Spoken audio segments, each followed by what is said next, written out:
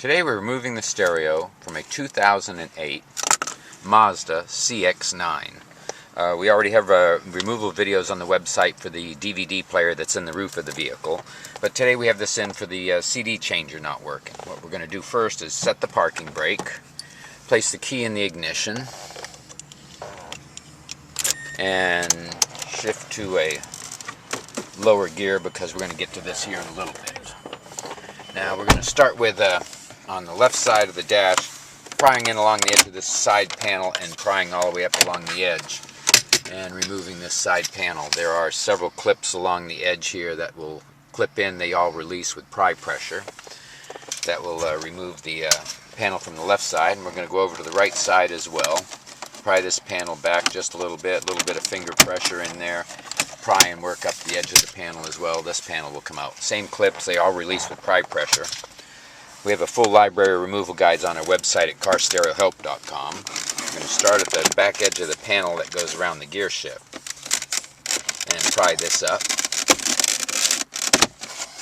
Now this is going to pull up on both sides and come back over the gear shift. We're going to take this and twist the bulb on the side here. This is a twist release bulb, and we're going to remove the panel. There are several clips here as well, and the bulb goes back into the opening.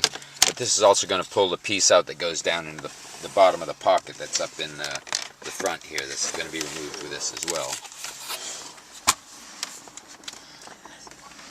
Next we're going to remove one screw. We can tell already that this radio has been out of the dash before because there should be one screw down here below the cigarette lighter. But that's missing on this one, so that's already been removed. Next we're going to pry and pull back on the panel here on the side, and that will pop right out. Try that again, but you pull on the sides and it'll pull the panel right up. Now we have the cigarette lighter here as well, and that's got a connector on it, and this connector here has a little trigger on it that you push this trigger down, it releases the lock and it allows it to release. And then it looks like we have one screw here on the top. This was missing. Okay. One screw on the top on the left here we're going to remove. As well. And this, again, we can say this has been out of the dash before because we're missing one here on the right. Next we're going to start with prying the sides of the panel back. We're going to work our way up both sides at the same time.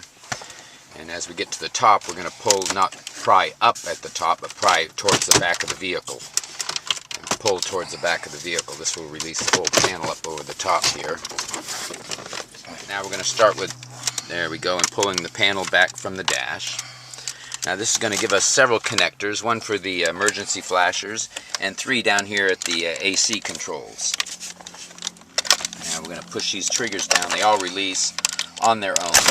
And next we're going to move up to the one for the top here in the center for the emergency flashers. And there's a trigger on the side of that, and we're going to try and get this at the right angle to get a better grip on that trigger on that. And with a little bit of pry down pressure and pull, that removes. Now we're going to remove this panel and put it to the side.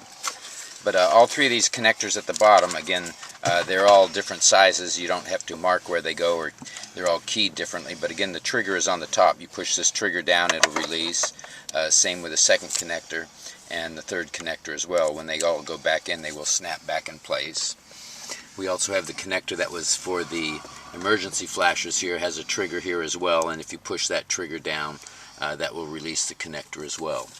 Now we also have the tweeter at the center of the dash here. If this is bad and you want to replace that, there are obviously two screws that remove this and they'll come up, and the connector's right here as well, so you can remove that speaker if you're having problems with it.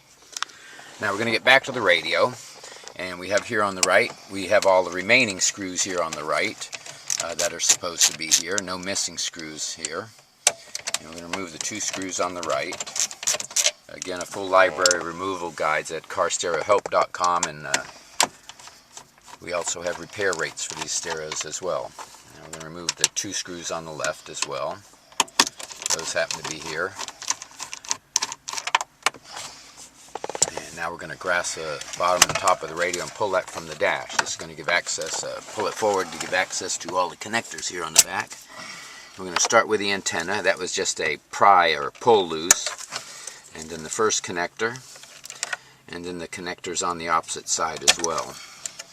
Again, these connectors, the antenna lead, it's you just grab the black base here and pull. This one is just a pressure fit, no lock on it.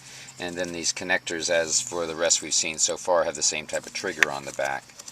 And the main one for the car stereo as well has the trigger here as well that needs to be pushed down. That'll all release.